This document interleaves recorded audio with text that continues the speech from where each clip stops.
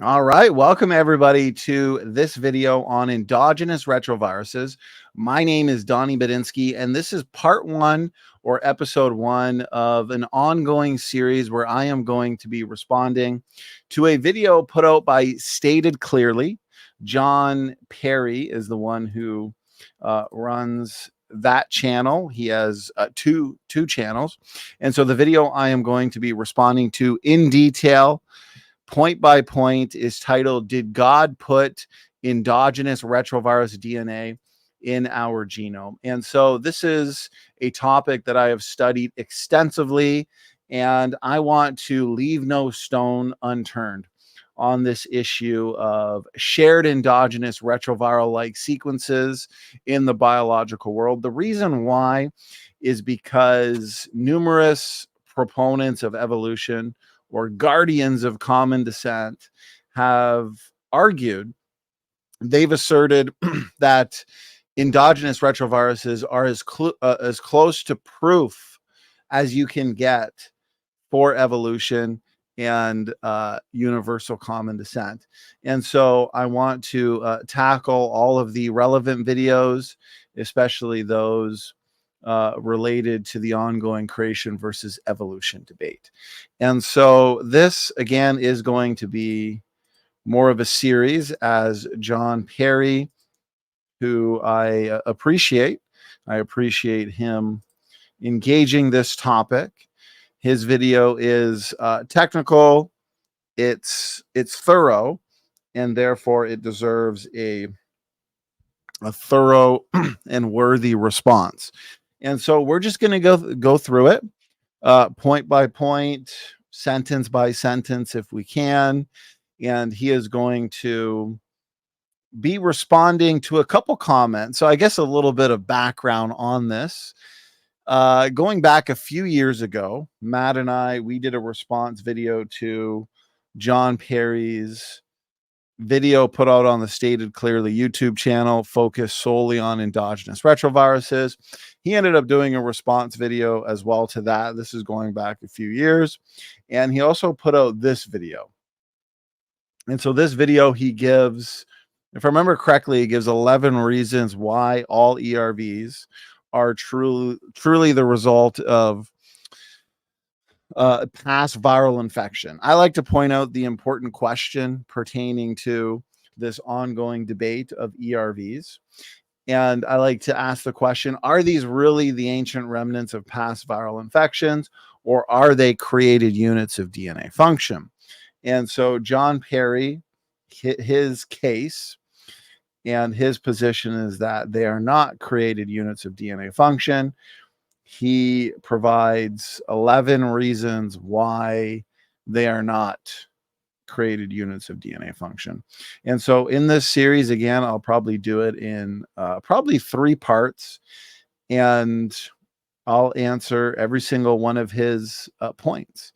And so with that, I do want to just get right into it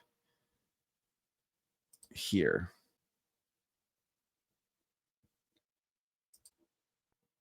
"13 Questions About Evolution" with Jon Perry.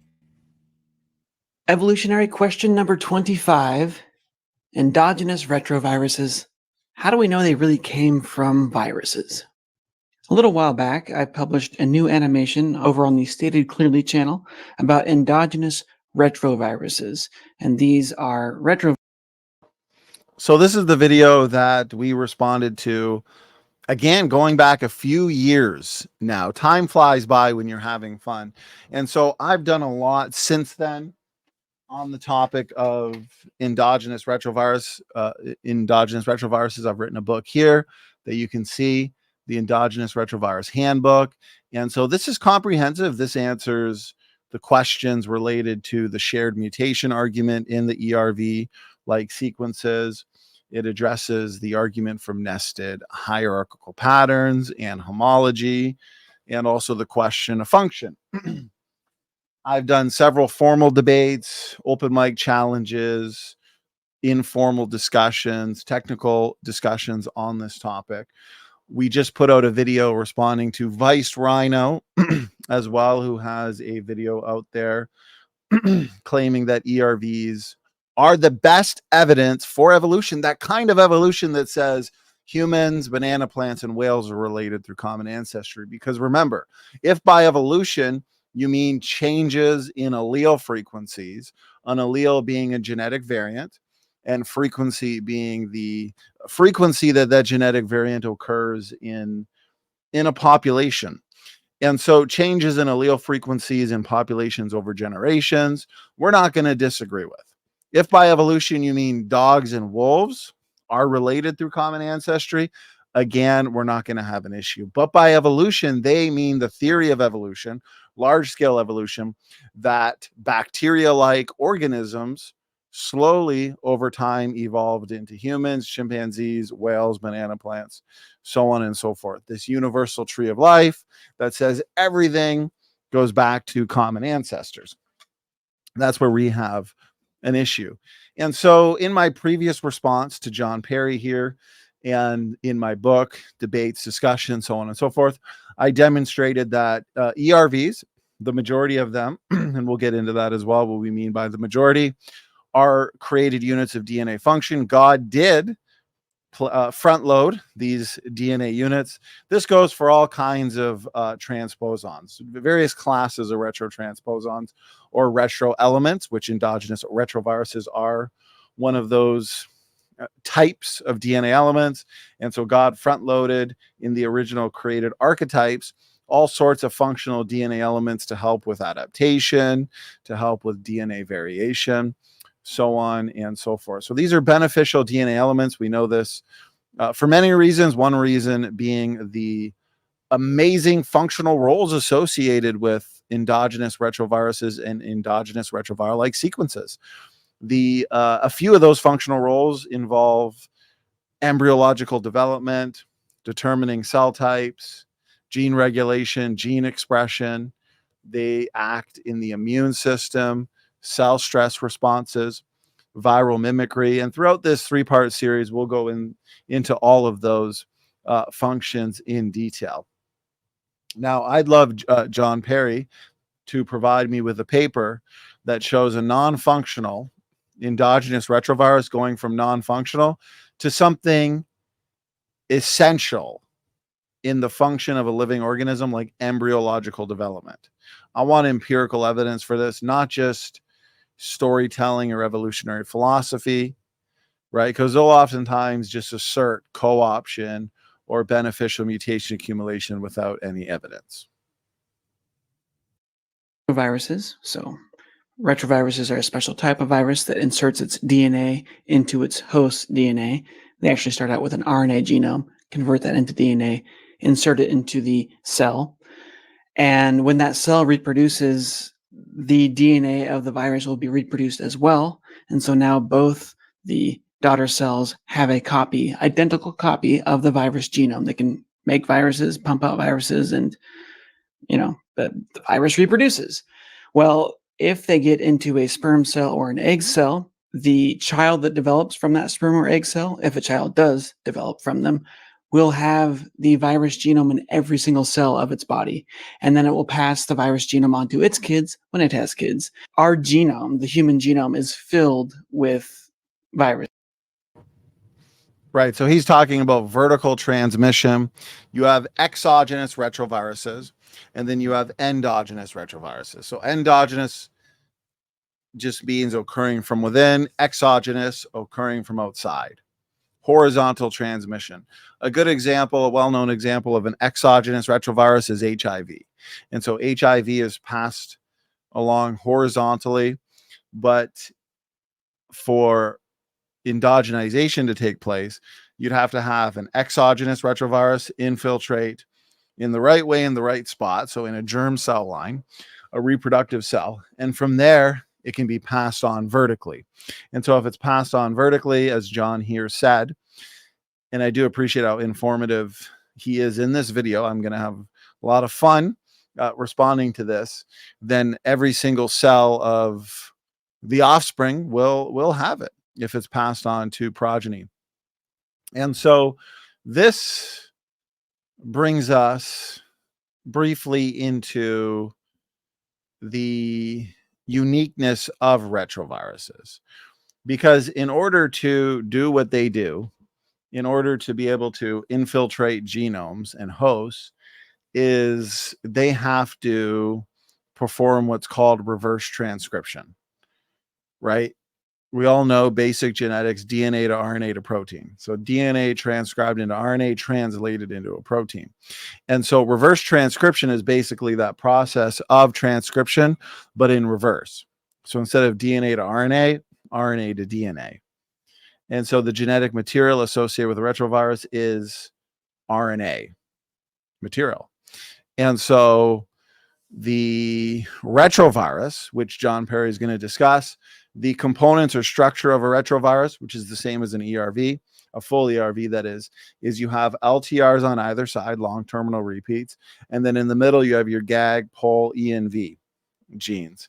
And these code for important enzymes and specific genes for specific enzymes. One of those is reverse transcriptase.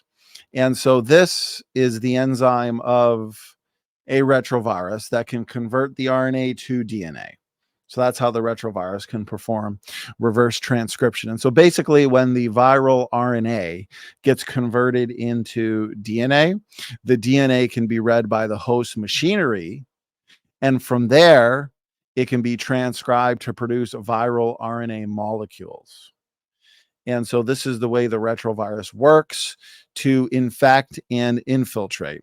And so from there, some of these molecules will make their way to the ribosome, which is where the ribosome will then read that genetic information, producing proteins needed to assemble the viral capsid, as well as the other viral enzymes, which Jon is going to discuss in this video, protease, and then also integrase. Then, of course, reverse transcriptase. And so integrase is going to be key in understanding the integration process of these retroviruses. And so let's continue here. Genomes. We call them endogenous retroviruses because they are in us from the start. So I did a video about this on the Stated Clearly channel, and I've gotten a lot of right. So they occur from within. He said they're in us from the start. That's why the question is, since we're observing them. Now, in this response video, I'm going to do limited slide presentations because I've done so many hours and hours and hours worth of comprehensive slideshow presentations. I want to do more so as if we're having a discussion and I am just responding to all of his points. And so I don't want to always be going to the slideshows, but you can definitely see those slides in past videos.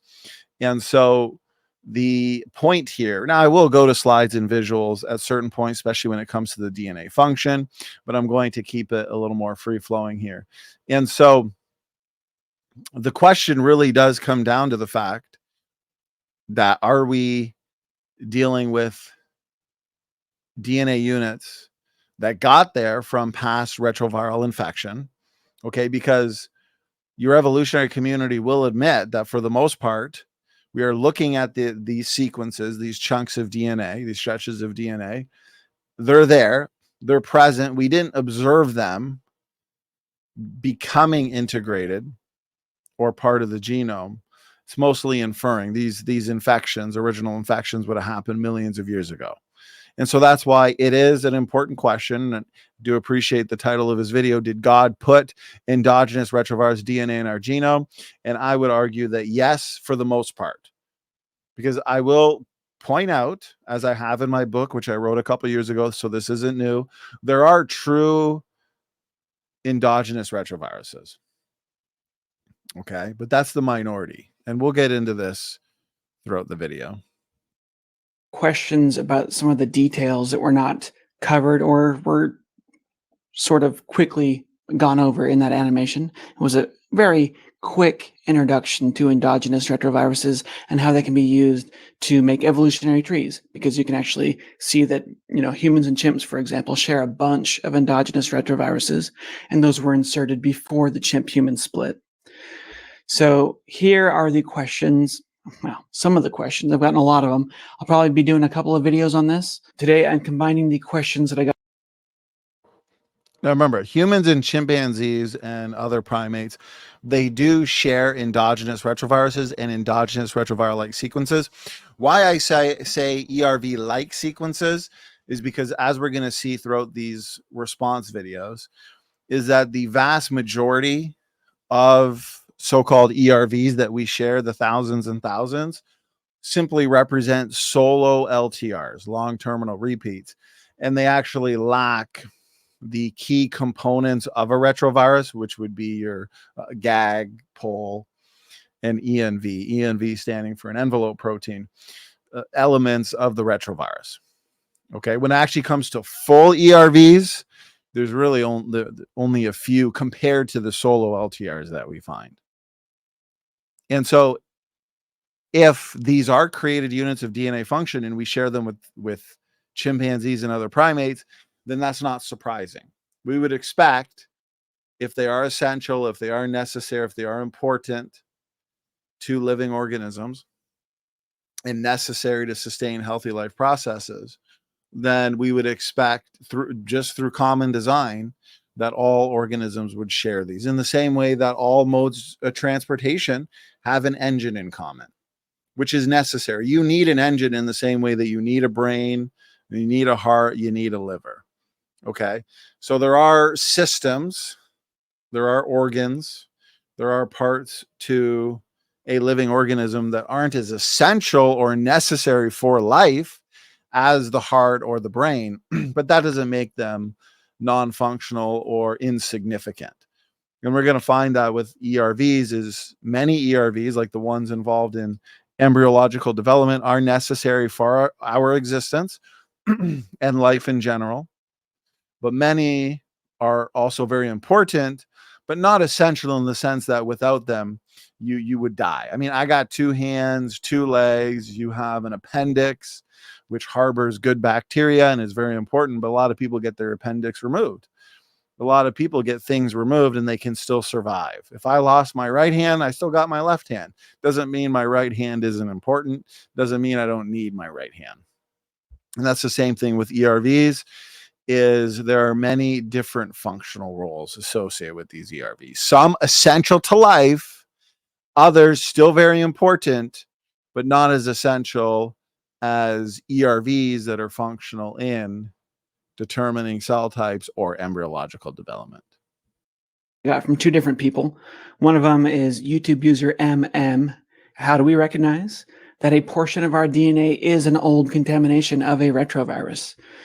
And then Rodrigo asks, could it be that the things we call endogenous retroviruses are actually just parts of our DNA that God put there at the moment of creation? Now, once we understand how it is that ERVs are recognized, ERVs is endogenous retroviruses, but it's easier to say. So once you know how ERVs are recognized in the genome and you think about it real carefully, you'll realize that they can't tell us. And that's another thing. The ERV or ERV-like sequence did not name itself. It did not call itself endogenous retrovirus. That is what we are calling it. Very similar to pseudogenes, which we now know many pseudogenes are important for cell processes. I've done whole videos on pseudogenes. They are not all broken genes. Okay. And so it's misleading and deceiving in many ways with the whole argument from junk DNA, pseudogenes, ERVs, loose sequences, so on and so forth, because it gives off the impression, oh, endogenous retroviruses, so they must be the result of ancient exogenous retrovirus viral infection. Because when people hear virus, they think bad, when in fact, the majority of viruses that exist in and on our bodies and on the planet are good. You wouldn't want to live in a world, and this comes right from the secular literature, the conventional literature, you wouldn't want to live in a world or on a planet that doesn't have viruses or bacteria. for that matter. Bacteria and viruses are incredibly important for many reasons, for our health, for the ecosystems, the billions and billions and billions of bacteria that exist in and on our bodies. If I remember correctly from my study into this topic, there are more viruses in and on our bodies than there are cells. And yet we comprise about 40 trillion cells. And so many have pointed out that these viruses, clearly they're not killing us. Most are good, most are important and essential, and they are actually regulating the amount of bacteria that exists in and on our body. So when you hear the word virus, don't think right off the bat something bad. Okay? And that's why in this series we are going to talk about the bigger picture. And the bigger picture results in a question that I've challenged other people like Vice Rhino to answer. I haven't gotten an answer back. What is the origin of retroviruses? Because as we know, retroviruses require a host to replicate. So what came first, the host or the retrovirus? It can't be the retrovirus because then it would require a host. The host comprises cells to replicate. And that's why the creationist has the best explanation, because God creates hosts. He creates original created archetypes or kinds, including Adam and Eve, the first couple, the first two human beings, and front loads them with high levels of genetic diversity. That's the created heterozygosity or design diversity hypothesis. And also front loads living organisms with many different types or classes of functional units of DNA, like what we refer to as the pseudogenes, ALU sequences, ERVs. Okay, and so this can explain this supposed paradox or chicken and egg problem, because the ERVs, for the most part, were front loaded at the beginning in the original created kinds. But over time, you have what's called escapees, where simply through environment, through deleterious mutation accumulation, through errors in the packaging process and recombination, and just defects in general, you have harmful retroviruses originating from healthy host cells or healthy ERV sequences. And from there, they can cross species. And in another species, pass on horizontally, they burn hot and fast because that host can't regulate the retrovirus. And so from there, it leads to disease and oftentimes death as well, depending on how dangerous the virus is. And so the point is, viruses in general are good. Most of them are good, but yet we do have some bad ones. And the creationist has the best explanation for retroviruses in general, where they came from. And so I'll reiterate my question for Jon. I'd appreciate an answer. What is the origin of retroviruses? I'm not necessarily interested in evolutionary philosophy or imagination or just so stories. I want some empirical evidence. I want some good evidence, a good answer. According to the evolutionary model, where did retroviruses come from? How did they evolve? What did they evolve from? What were their precursors? What's the evidence for it? And what came first, the retrovirus or the host?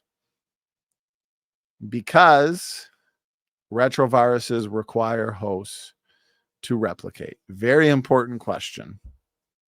It's the bigger picture question. Whether or not God exists, right? But they actually can tell us whether or not they were put there at the moment of creation or not. So yeah, we will examine those questions here. The information that I'll be giving you, a lot of it comes from this book. It's a really great overview of just, the past 50 years of the study of these things. And it's by John Coffin, Stephen Hughes, and Harold Farmas. John Coffin actually was the main researcher who advised me on that video. So it was really cool being able to work with him. It turns out that if you read his book, he doesn't really divide things like I do here, but there are 11 different ways, independent ways that we can tell that ERVs really came from viruses. So the first one, we're going to go through all of these one by one. The first one, ERV protein genes match those of retroviruses. So here's a little sketch of a retrovirus. There's the outline of a So I want to go back real briefly. I'm excited for this series because we're digging in deep. We're getting into the details. This isn't necessarily just the repeating of the ERV argument like we see in a lot of debates where you have evolutionists who look up what's the best evidence for evolution. ERVs pop up, pseudogenes pop up, chromosome 2 fusion pops up. You know, these arguments that I have spent a great deal of time on, because again, I want to focus not necessarily on the non-discriminatory or agnostic lines of evidence, which are important, and we need to focus on those. We got to be knowledgeable on those and up to date. But I particularly want to spend a lot of time and focus on these arguments that the evolutionist claims are the best arguments. Again, you have evolutionists when it comes to ERV saying this is as close to proof of something, evolution being the case, as you can get. Because in science, you don't necessarily prove something. It's about having a hypothesis and a theory and doing whatever you can to disprove your idea or your theory, okay? And see if it withstands the test of time and testing. And so the point here is we want to look at what they believe are the best arguments, and then we want to dismantle them, because if you take away their best, what are they left with? Not very much, are they? And so this is their supposed best. And so this is interesting because Jon Perry, he's listed very nicely here 11 reasons why, according to his slide here, we know for a fact they came from viruses. But again, as you're going to see, for the great majority of them, and we'll see in his video if he addresses the counters to these or the answers, we've already discussed these in great detail. I know I've got whole sections on these, most of these in my book and in my lectures on the topic. And so notice the first one. ERV protein genes match those of retroviruses. Okay, well, I've pointed out many times that your endogenous retroviruses, they do share sequence similarity with exogenous retroviruses, right? You got your LTRs on either side, GAG, POL, ENV genes. Okay, they require the sequence similarity. They require the similarity in protein genes to retroviruses to actually carry out their roles in fighting off, invading, and harmful viruses, because they act in cell stress responses, they act in the immune system, they are in many ways a form of defense in our bodies. Okay, and a big one is viral mimicry. And so there's actually researchers, cancer researchers and scientists that are currently, they have been for a little bit, working on drugs that stimulate what's called p53 activity. So p53 is an incredibly sophisticated protein in the genome. It is referred to, you'll see in the conventional literature, and referred to by many as the guardian of the genome. It performs many incredible roles, and the p53 protein actually acts, or it's involved in an important function related to ERVs, and this is called viral mimicry. And so researchers are looking to stimulate p53 activity and the transcription of ERVs in anti-cancer therapy. And the reason why is because these ERV elements, they are playing a role in tumor suppression. Okay. And so they do this through what's called viral mimicry. And to perform this role, one of these many functional roles, amazing functional roles, they require the sequence similarity to the retroviruses. And the reason why is because when the cell is under stress, transcribed ERV elements, they give the appearance of being invaded by a viral infection, a retrovirus. And so as a result, this targets that cell okay, because it looks like it's being invaded by a retrovirus, it targets that cell by the immune system more destruction in order that that cell, which in the case of a tumor cell, is destroyed. Because tumor cells, as we know, can oftentimes evade the immune system, where the immune system has a difficult time detecting these tumor cells. But this amazing mechanism of viral mimicry, okay, performed by the ERV, mediated by the P53, this incredibly sophisticated protein that I would love to know, evolutionists, how this evolved through natural selection, mutations, and other evolutionary processes. So this mechanism is a way for those tumor cells, which largely go undetected by the immune system. This is how they can become detectable by the immune system, because now the cell is giving the appearance of being invaded by a retrovirus. And so this enables the immune system, the amazingly designed immune system, to clear those tumor cells from the body. And these ERVs could not perform this amazing functional role if they did not have protein genes that match those of retroviruses. That's the whole point of viral mimicry. It's like you get a cop or a detective that wants to infiltrate a gang or a mob. Well, he's got to look the part. He's got to mimic the part. He's got to look like the mob or the gang. If he shows up in his police outfit or his detective uniform with his name badge that says, "Hey, I'm Dave, and I'm a police officer, and I'm here to infiltrate," well, you know what? He's not going to last very long. He's got to look the part.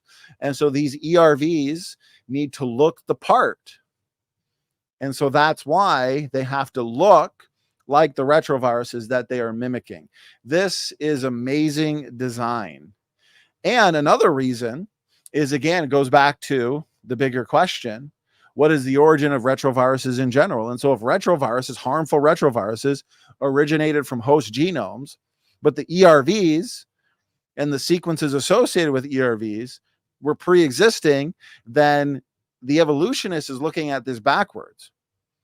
The retrovirus looks like sequences within the host genome, or parts of the host genome which comprise ERVs, because they originated from the host genome. So they're taking those parts and components with them as they move from host to host. Okay. So these are very important points to understand. Another important role for the ERV and ERV-like sequence is fighting off invading viruses, harmful viruses. And again, they do this, and these roles are frequently dependent upon their similarities to those retroviruses. And so right off the bat, number one fails. And he chose this as number one. Does that mean he thinks it's the best one? I don't know. Maybe not. Maybe these are just random. But no, this is not a good argument for why we know ERVs really come from viruses. And again, the opposite is true. The data actually suggests that your viruses, your retroviruses, originated from host genomes and may have originated from pre-existing functional created DNA units like your retro elements, one being the ERV. Okay. And so another aspect of ERVs has to do with our immune system pathways and the immune system of the growing baby. In embryological development, for example, ERVs are safeguarding the baby, the growing baby, from invading viruses. These are very important functional roles, and this is exactly what we'd expect from a good designer. And so why do they look like viruses? Because the components, the elements, the traits associated with these functional ERVs, these important ERVs, are necessary to carry out their functional roles. A good designer would design them that way, as God has, in order to perform what they do. And so again, this is excellent design. Okay, there are the proteins associated with the ERVs. They can actually interfere with incoming viral particles. So you have the viral particles coming in from the bad virus, and they interfere and stop. They're defending against these viruses. So let's see how he explained this a bit. Of retroviruses. So here's a little sketch of a retrovirus. There's the outline of a retrovirus. Retroviruses. And I got to say, this is a well-edited video. I've enjoyed listening to this. And I think the images are great. Jon, although wrong on this in evolution, he's an excellent teacher. We just got to get him on the creation side, the right side of this. And so why the biblical creationist explanation, the model I put forth, is so robust is because, again, it also answers the bigger picture question. So what I love about this visual, and I appreciate it here, Jon, is in his argument here that ERV protein genes match those of retroviruses, he gives us a good glimpse into how the ERV or retrovirus in general is built. So like I was saying earlier, you got your GAG or pro genes, okay? And you've got your pol genes, and then your ENV gene. So ENV standing for envelope protein.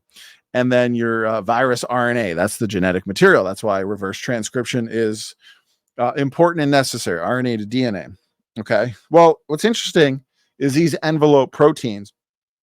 Again, every aspect of the ERV is important to carry out their operational roles.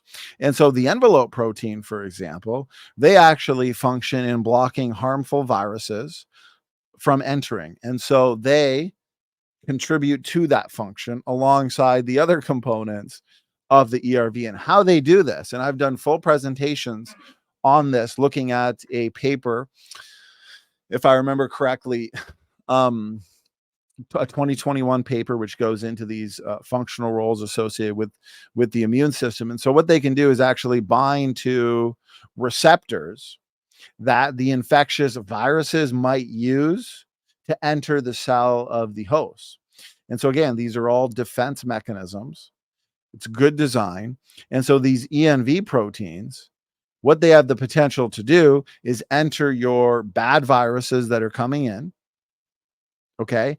And that interferes with the virus life cycle. And so it stops it from doing any harm because it's essentially inactivating the viruses before they infect new host cells and before they can do any real damage. And this all came about through evolutionary processes. Oh, endogenous retroviruses. They're just, we share them with the chimpanzees. Yeah, of course, because the chimpanzees also require defense mechanisms. We all live in similar environments. We all share the globe. We all exist on this earth. That's why, my computer and Jon Perry's computer probably both have antiviral programs. And if we're smart, we have good programs that fight off these viruses and keep our computers clean and smooth and running nicely. Okay. And so, no, ERV protein genes match those of retroviruses. And so they must have come from retroviruses. Not at all. It's not a good argument. I mean that in the nicest way possible, because these proteins that are encoded by these ERV sequences, they actually amplify, they strengthen, they heighten the immune system that we are designed and built with, in order that immune system responses can act quickly and swiftly to clear the body from bad viruses. This is incredible. This is why I love studying this topic. It's a great time to be a biblical creationist, guys. When their best so-called evidence becomes one of our best lines of evidence, it's a good time to be a biblical creationist. Praise the Lord. Have RNA for their genome. I've got this little coiled up RNA inside the actual virus particle. It's going to go try to infect somebody here. And here I have the same genome kind of laid out in schematic form. And I've got it divided into 3 big chunks. People will divide the genome into several different ways, but I've divided it in, 4 chunks, little tail on the end there. A retrovirus has a segment that codes for GAG genes, so group antigen genes, and then a protease. The group antigen genes, those are the proteins that form a little capsule around the RNA genome. And some of them bind actually to the RNA. Some of them form a shell around it, an extra coating around it. And then there's a protease, which just protease is a protein that breaks apart other proteins. So these are the proteins that he thinks, because they match those of retroviruses, means that ERVs came from retroviruses. But as I've explained, yeah, these enzymes are important. Protease, integrase, reverse transcriptase, okay, the envelope proteins. They're necessary. Even if we just had viral mimicry, which is not the only function that we have, that's enough to dismantle this argument, because they have to look like the retrovirus in order to perform viral mimicry and allow the immune system to target those tumor cells and destroy them. But yet that's just one of the many. And so I do appreciate Jon Perry giving us a good technical breakdown of these important points when it comes to ERVs, because a lot of people, ERVs, this might be new. It's a technical topic. It's not necessarily the easiest topic to study and understand. And so it's important that we get a breakdown and that we assume that the viewer knows almost nothing about ERVs. And so let's explain what an ERV is. Let's show you what a retrovirus is. Let's tell you why the guardians of common descent believe they're good evidence for evolution. And then we dismantle it. Then there's another segment of the genome that codes for the polymerizing proteins. There's a really special protein that retroviruses code for called. So right there, those are your polymerizing proteins. You got the reverse transcriptase, which I explained earlier is very important in terms of converting the RNA to DNA. And then once it's DNA, then the cell or the host machinery can convert that to what? RNA, because now it can actually be read by the host DNA and then transcribed to produce viral RNA molecules. And then you've got integrase, and that's necessary for the integration process, which is exactly what it sounds like. This is how the virus integrates into the genome. But one thing that the evolutionists won't tell you is that you have these transposons. Okay, and this is going to counter some of his arguments later, but here's a sneak preview. You have these transposons or mobile elements where they can actually move around in the genome and affect gene expression, gene regulation, help produce variety, genetic variation to be passed on. And so from one chromosome to another, or move along that chromosome through cut and paste means or copy and paste means. We'll get into that either a little bit more into this video or the next video. And so in order to do that within the genome, internal movement, internal functions associated with these transposons, they require the integrase and the reverse transcriptase to do this. And so your evolutionists, though, they'll look to scars or marks associated with the integration and assume that this is evidence of external infection coming in from the outside, when you get those same scars or marks or signatures through internal mobility of these transposons. And this is just another one of the amazing functions associated with these. Reverse transcriptase. That's what when these viruses reproduce, they actually make a copy of their RNA genome into DNA, and then they insert that DNA into the cell. They actually slice a part of your DNA, pull it apart, and they insert their genome, a DNA copy of their originally RNA genome, into your DNA. That integration happens with this enzyme called integrase. So you've got reverse transcriptase and integrase. They're very important. Then last but not least, we have the envelope genes. You've all heard of spike proteins by now because of COVID. These are the things that are on the outside of something like the coronavirus, and also HIV has them, the flu has them. They are the things that stick to your cells and allow the virus to break into those cells. They stick to the outside of your cells and help it, get inside. There's a bunch of different envelope genes that are coded for in a retrovirus genome. And all of those are also found in ERVs. So this is an excellent visual. I appreciate it, John. This is great. And so you have your ERV genome here. Yeah, so your ERV is going to be flanked by your LTRs, long terminal repeats. Okay, host gene on either side. GAG, your pull, and then your ENV genes.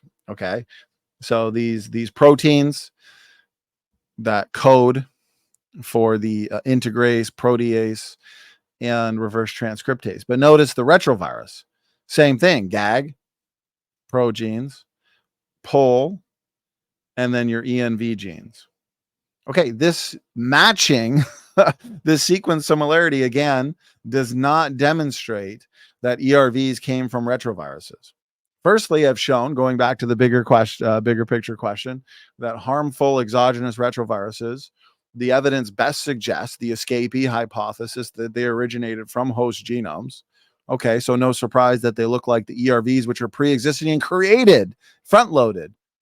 And one way we know this is because of their amazing functional roles, which, as we pointed out, with their functions in the immune system, viral mimicry, just to name a couple, and even retrotranspositioning, okay, these transposons, the ones that are actually mobile, they require the sequence similarity. So yeah, it makes sense that a designer would incorporate these functional DNA units into the genomes of living organisms to perform those functional roles. And they require that specific makeup and those specific components. Yeah, so this is great. I like the way that he's compared these. So the evolutionist sees these comparisons and they think common descent. They think, oh, these retroviruses must have come, or these ERVs must have come from the ancient invasions of retroviruses. Well, no, that's not the case. So these chunks of DNA in our genome, in the human genome, that look just like virus genomes, we call them endogenous retroviruses. They have the GAG progenes, the pull genes, the end genes. They require the GAG. These chunks of DNA, these stretches of DNA require the GAG, the pro, the pull, and the ENV to carry out their roles. The sequence similarity doesn't prove your point, John. So hopefully the next 10 are better than this. They've got all of them, and they're in, similar orders. Now, if you start reading papers on endogenous retroviruses, you will find claims that, the human genome, 5% of it is endogenous retroviruses. Some people will say 8% of it is endogenous retroviruses. And the reason that you see different numbers in different places, well, some of it's because we've discovered more of them. Yeah, I've got some visuals here on my slides. So transposable elements in general, about 45% of the genome. Transposons, 2.8%. Retro elements, 42%. And then you have your LTRs. Okay, so that's what your ERVs would be, LTR, retro elements, not non-LTR. Okay, and that was, you got your class 1 ERV, class 2, class 3. It's about 8%, 5 to 8, like he said. And so here's your signs, lines. Those are different types of transposable elements as well. Retrotransposon, these are all the specific makeups. Endogenous retroviruses, LTR, LTR, GAG, POL, ENV, exactly as he's been explaining here. Same thing. Host DNA, LTRs on either side. And again, we're going to get into in detail, probably in the next episode, why these so-called ERVs, most of them lack these components and just represent LTRs, solo LTRs, and not true endogenous retroviruses. They are assuming that these were once part of full ERVs, but over time, through mutation accumulation and recombination, that all that's left is the LTR because the other components that comprise an ERV were essentially lost or broken down.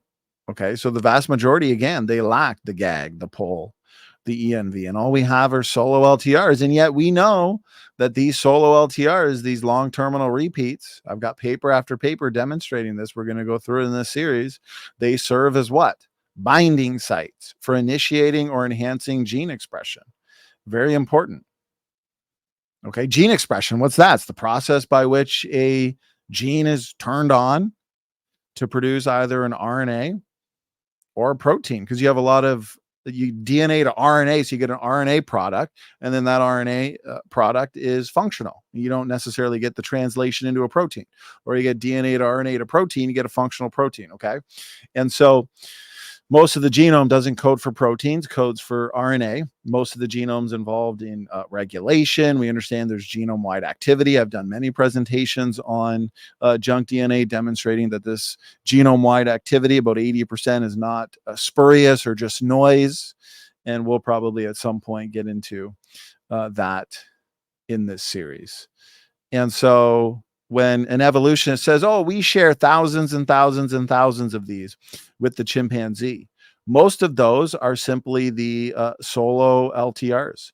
Why are we even going to call those solo LTRs ERVs?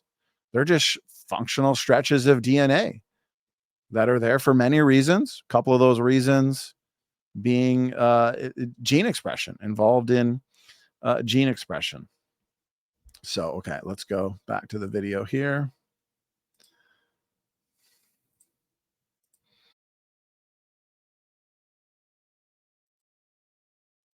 As time goes on, we keep discovering new endogenous retroviruses. But also another reason is that some people might be only counting an ERV if it's a complete ERV, the whole thing is there. Some people might count it if it's only partially there, because what happens over time is these things mutate. So I've kind of darkened out some spots here to show mutations. And this one is, it's pretty mutated in my sample here, my example here, but the whole thing's intact.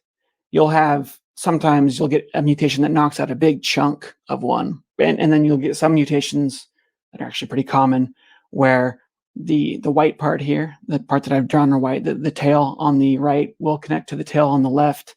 And actually the whole thing will get sliced out. So that happens. But some people want to count any chunk of an ERV as an ERV. Others only count it if the whole thing's intact. Yeah, I think it's most scientific to not call your solo LTRs, your long terminal repeats that are not a part of your full ERV, where you actually have the GAG, the pull, and the ENV.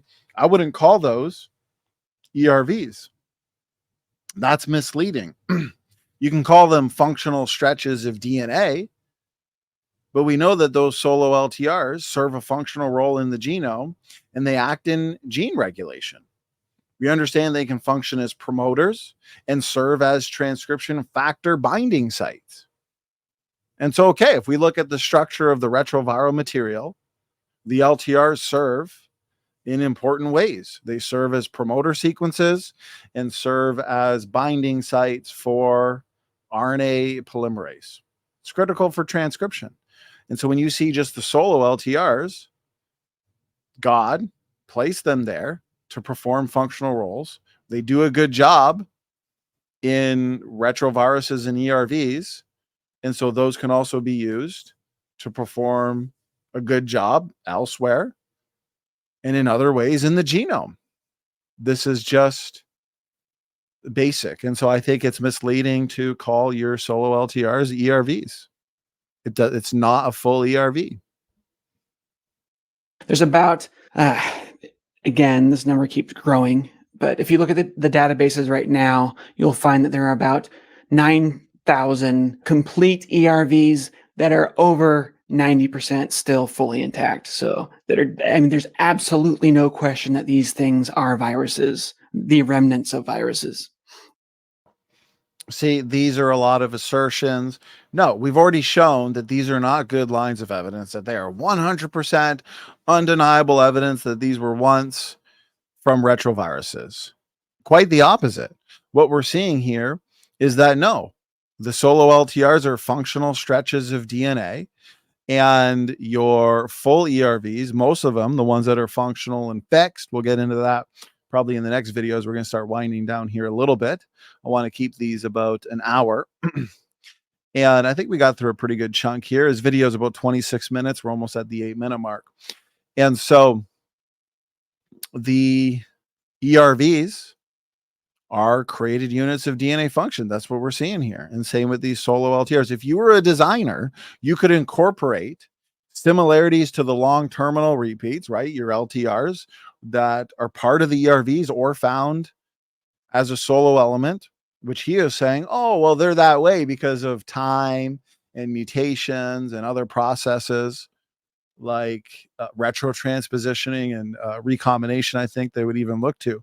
And so a designer, as God seems to have done, can take those similarities to the long terminal repeat of genomes to eukaryotic organisms and incorporate them because they have important properties that make them ideally suited for sequences like promoters. Okay. And the fact that we find them isolated in hosts and associated with important functional roles tells us that they are simply functional stretches of DNA, and we share those with the chimpanzee and the gorilla and the orangutan and other primates for common design purposes. That's why all modes of transportation have engines in common, batteries in common. They have many important components in common. And it's not because they evolved over time or they inherited them from a common Arctic sedan ancestor or a skateboard. No, it's good design. And so the designer could have intentionally incorporated these solo LTR sequences because they consist of a very specific design, these properties associated with them that make them useful in particular settings. Okay.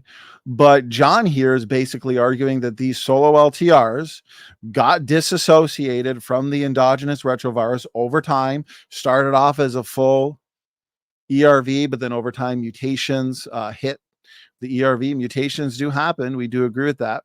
Other processes in the genome, other mechanisms.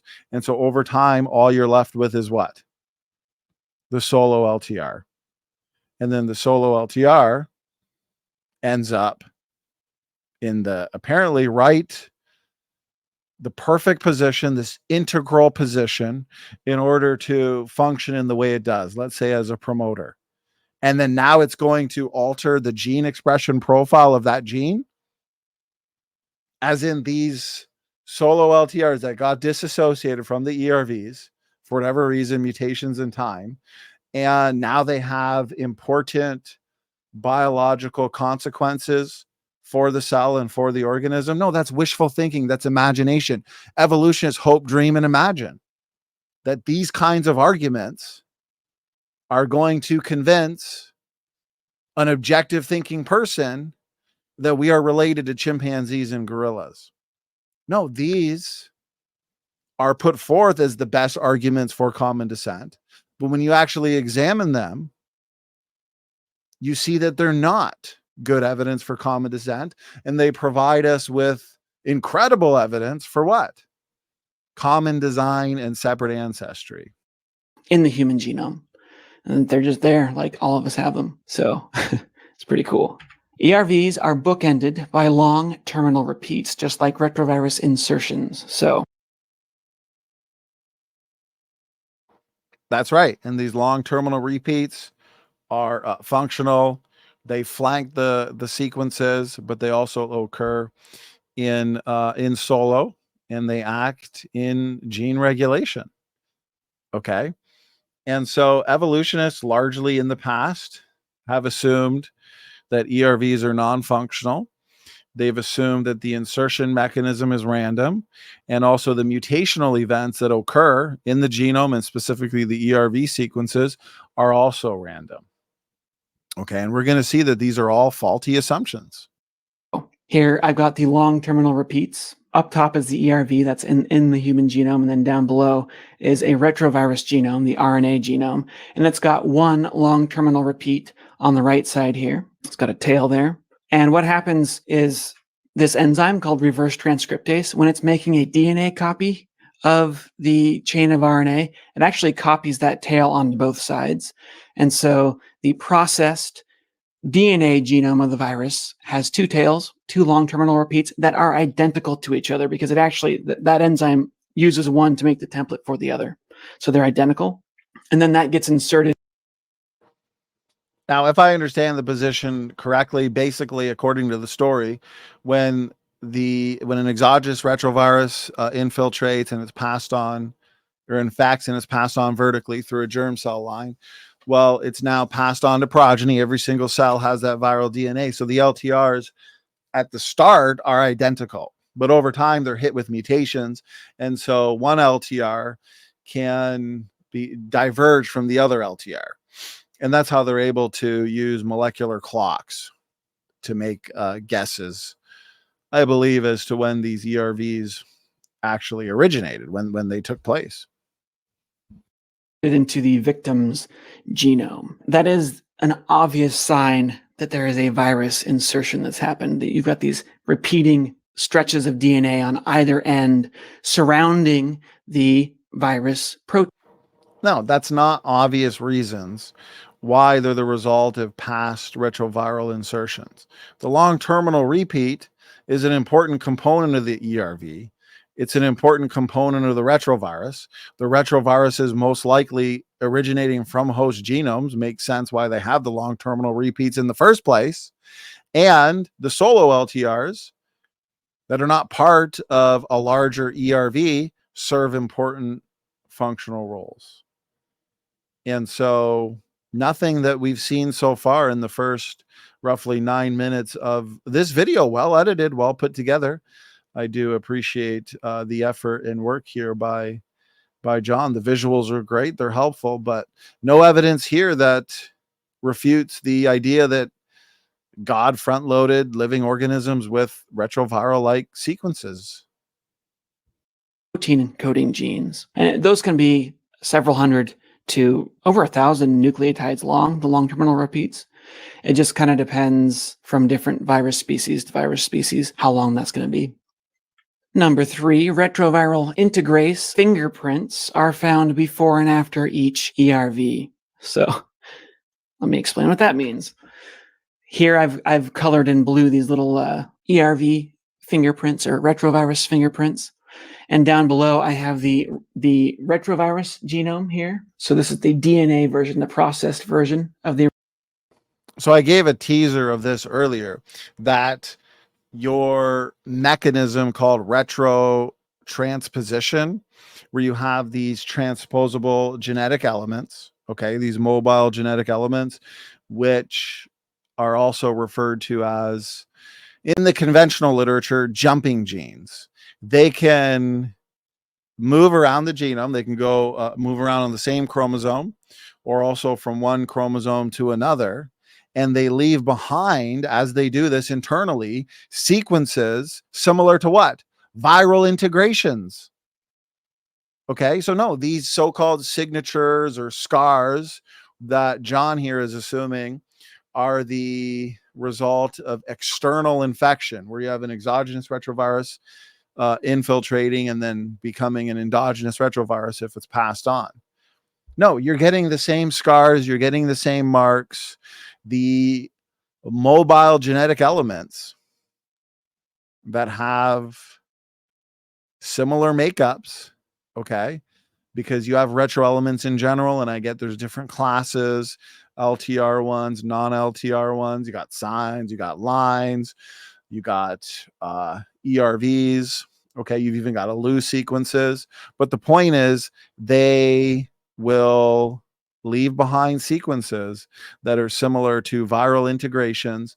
And Jon is going to have a very difficult time proving or demonstrating sufficiently that these signatures or these fingerprints are due to external infection or external integration, rather than marks and signatures simply being left behind by jumping genes and transposons leaving their mark as they perform their functional role. So basically, marks or signatures or fingerprints left behind due to internal movement and internal means.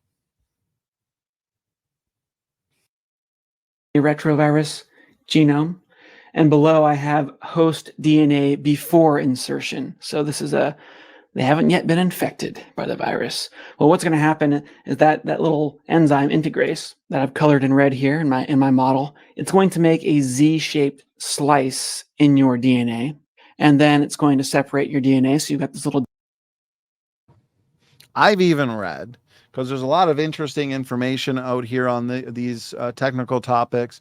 I have an active research project where I am actively researching and studying and model building when it comes to the topic of endogenous retroviruses, especially focusing on the bigger picture and building a model post flood and the integrations, both external and internal, that have taken place, figuring out which ERVs are created, which ones are due to true ERVs. But I've even read that DNA repair mechanisms, when DNA is damaged, you have these DNA repair enzymes and these DNA repair systems that can leave behind sequences when they're doing their job, repairing damaged DNA, that actually resemble viral insertions, even though a true viral integration event never happened. So there's a lot that can happen in the genome, that can happen internally, that leave behind these so-called fingerprints and scars and marks that don't have anything to do with an external infection. So this is more of an assertion, and Jon here is not really dealing with counters. He's not presenting anything that's really discriminatory or differentiating in terms of the overall endogenous retrovirus debate. Jagged end on both sides. And if we were to zoom in on that, it would look like this. So that's what the cut looks like. With Lucid, IT teams don't have to start from square one. Need a work order process? And then the virus DNA will be inserted between those two cuts.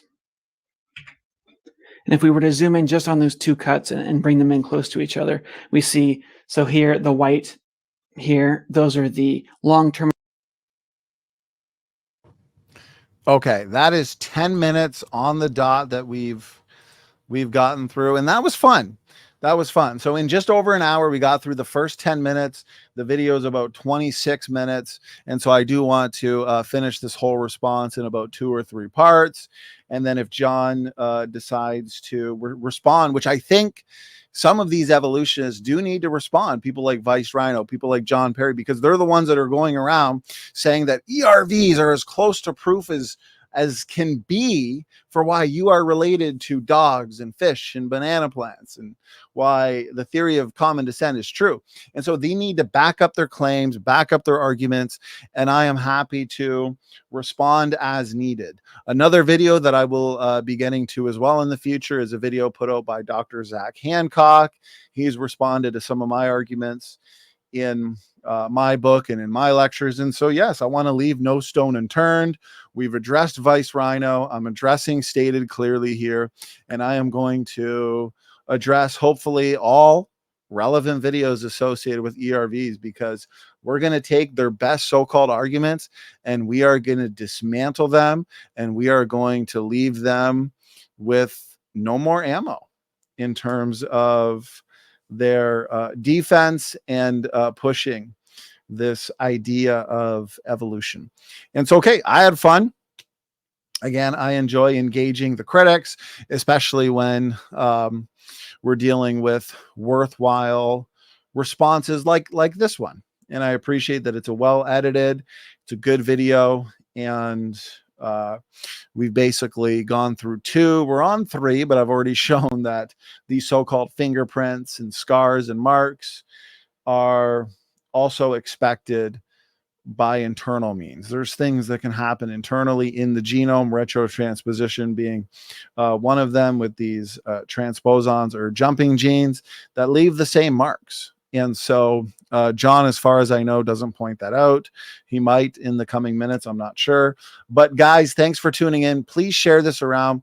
On Standing for Truth Ministries, we want to leave no stone unturned. We want to address all arguments, and we want to respond to all of the critics in a very sophisticated and thorough manner.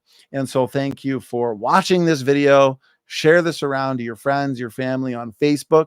Let's get the truth out there, because guys, it is a great time to be a biblical creationist. God bless.